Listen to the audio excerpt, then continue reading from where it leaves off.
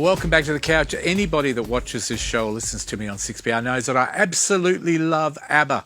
Craig McLachlan is hosting a fantastic show. There's only one of in Brisbane. It's called ABBA CHOIR, and we're getting the opportunity to have a chat to him today. Craig McLachlan, welcome to the couch. Thanks for being with us, and can you unleash your inner dancing queen for me? Fred, you know I can unleash my inner dancing queen. In fact, I knew I had to just give you the cue. Go on. Where do you start with ABBA, though? I've been cheated by you.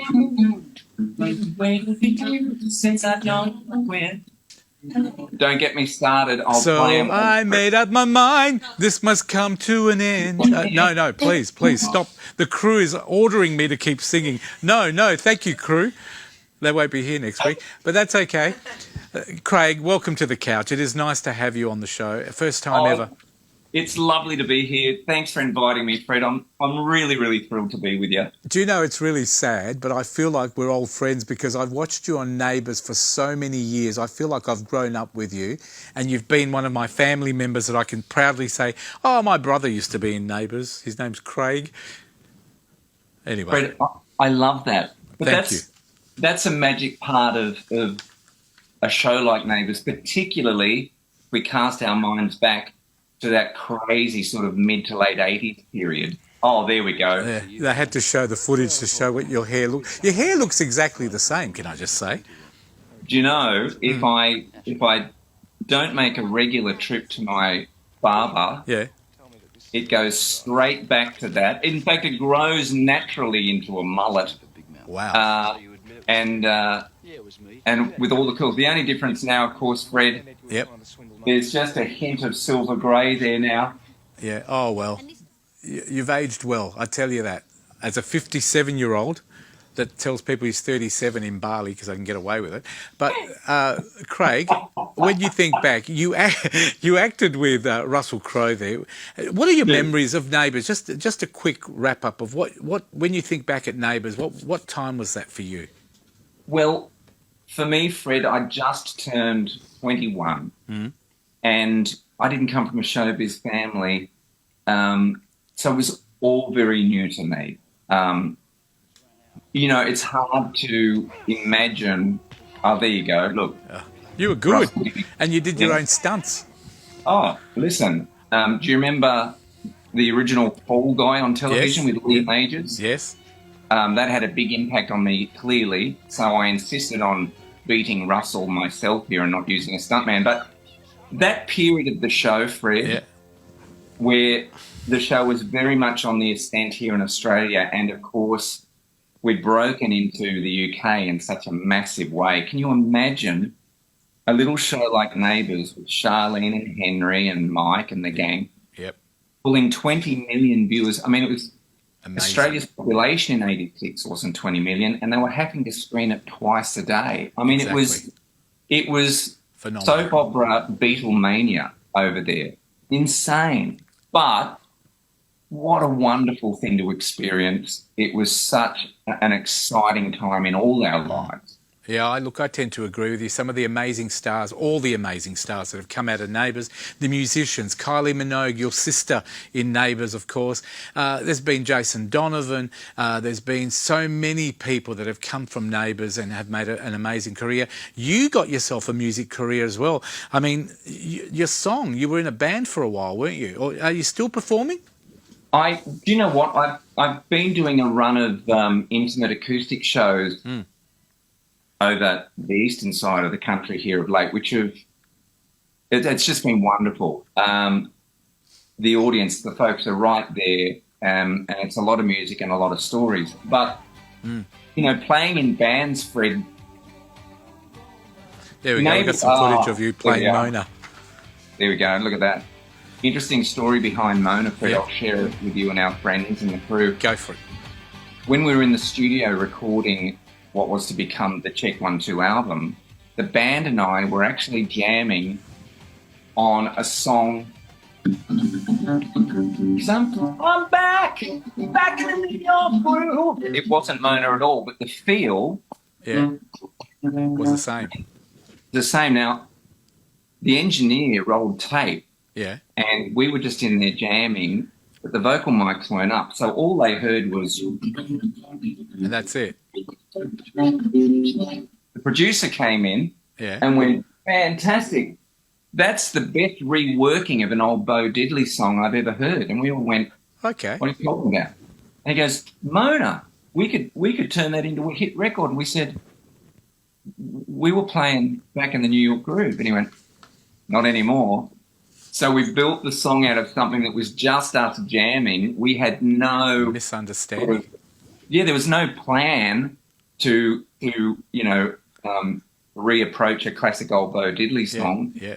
And we didn't think, goes to show how much we knew as young musicians. We thought it'd probably be a fun B-side on another track. And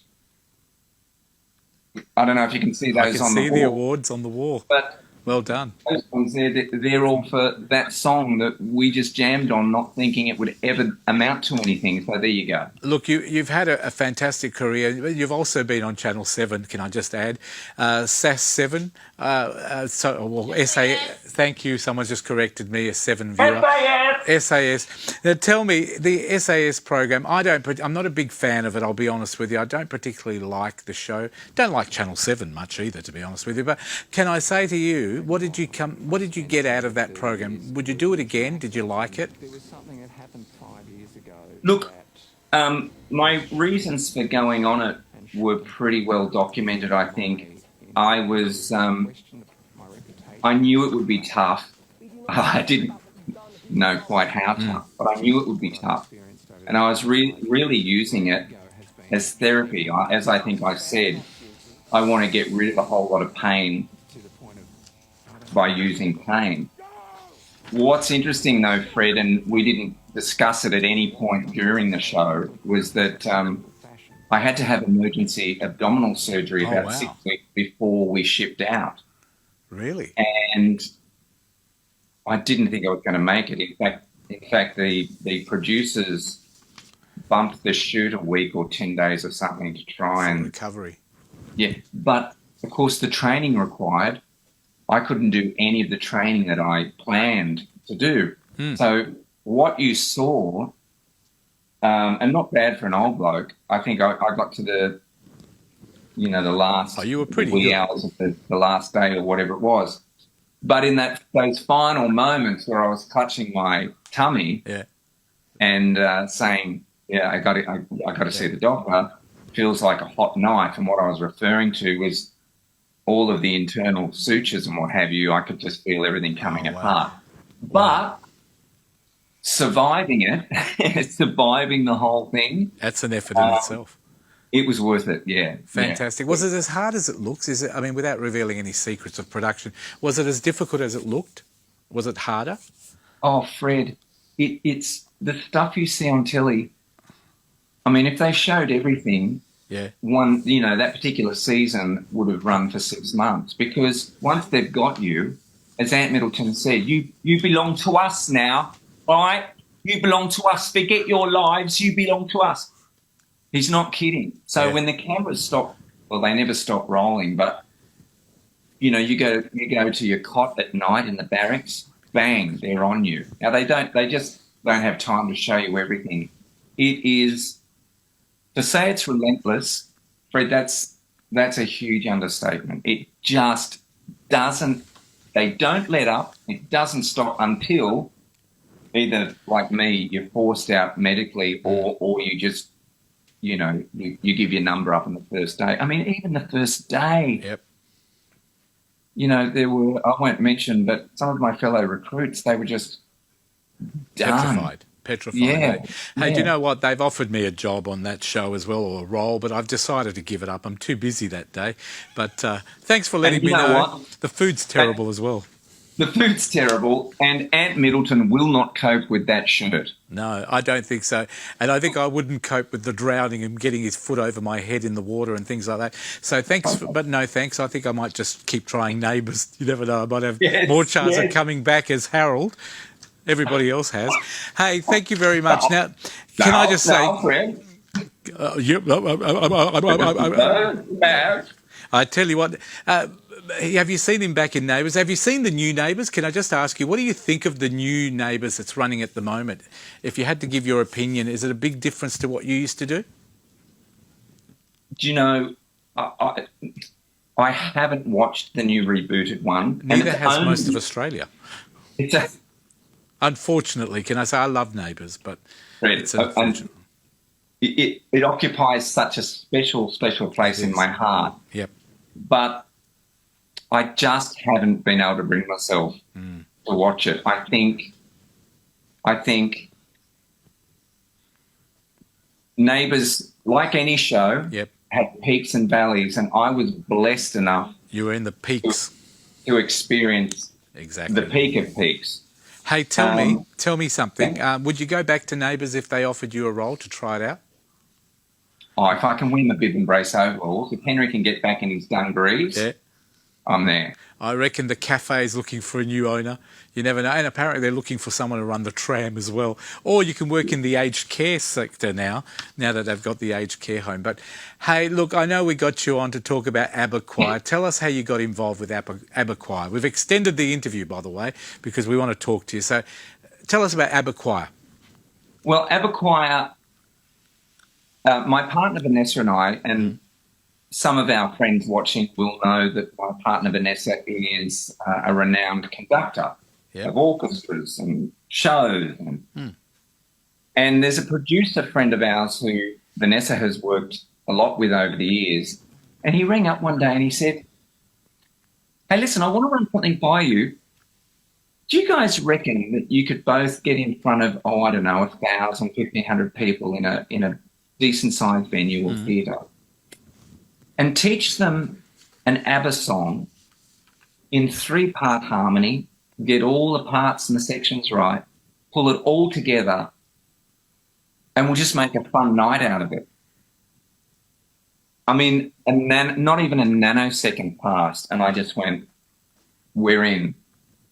Because, Fred, it's ABBA. Yep. I mean, it'll be a whole lot of fun. Teaching 1,000 or more people how to sing one of their favourite ABBA songs, and I haven't given away which song it is yet. No. But that's going to be so much fun. But you know what really appealed to me, Fred? Yep.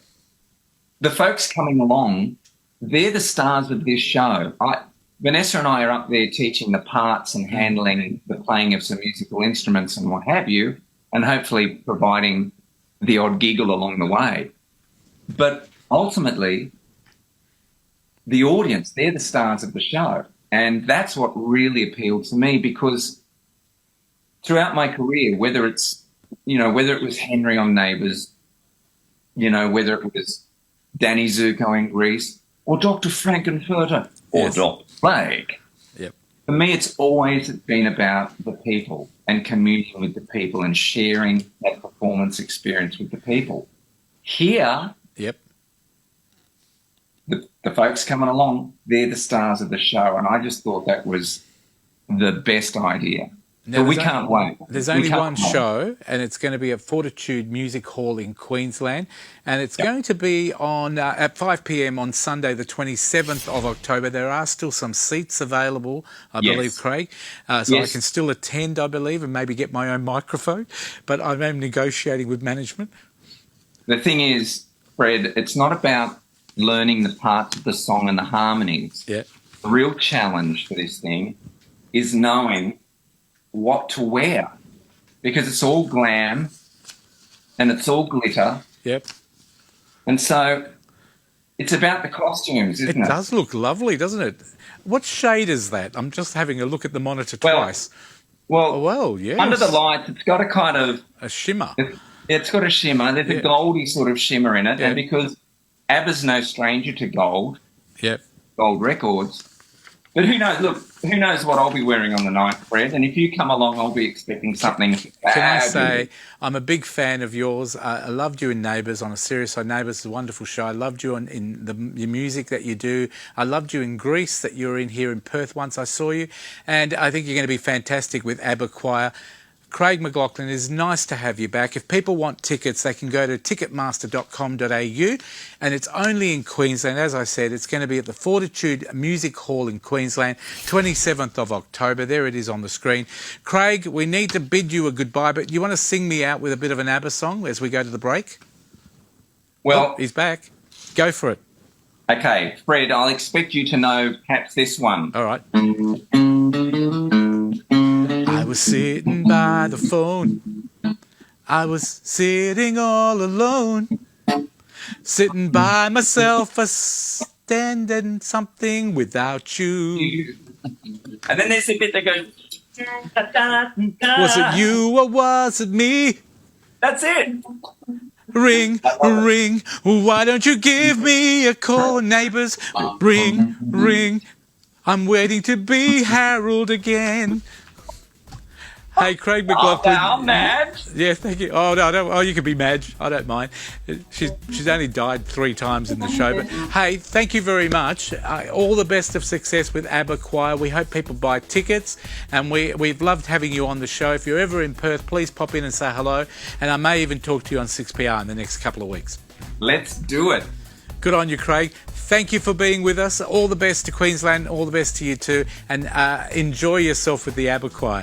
And the outfit looks good. If you want to post it to me, I'll try it on for size, but you probably won't get it back. It'll never fit you again. Good on you, Craig McLachlan. Thank you very much. We'll take a break. More of The Couch coming up right after this.